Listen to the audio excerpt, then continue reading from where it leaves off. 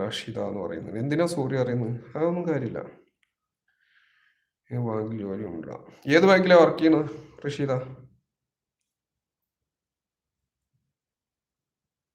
ഇക്കാക്ക ഉണ്ടായിക്കോട്ടെ, അതിനെന്താ? ഇക്കാക്ക എന്തിനും കൂടെ ഉണ്ട്, അതാണ് ഞാൻ പറഞ്ഞതെന്താ അറിയോ? നമ്മളിപ്പം വീട്ടില് ആണുങ്ങൾ മാത്രം ജോലി ചെയ്തിട്ട് ഇന്നത്തെ കാലത്ത് ജീവിക്കുക എന്ന് പറയുന്നത് ഇമ്പോസിബിൾ ആണ്.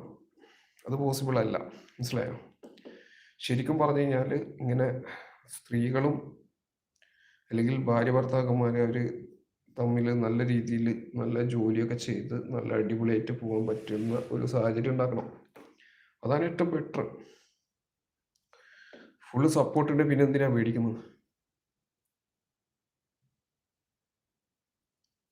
Very good. കണ്ടാ, ഇക്കാക്കും ഞാനും മോനും എൻ്റെ ഉമ്മ ഒക്കെ ഹാപ്പിയാണെന്ന്, ഒരു ടെൻഷനും ഇല്ല. അതാണ് എല്ലാവരും ജോലിക്ക് പോവുക, എല്ലാവരും അടിപൊളിയായിട്ട് ഫ്രീ ഉള്ള സമയത്ത്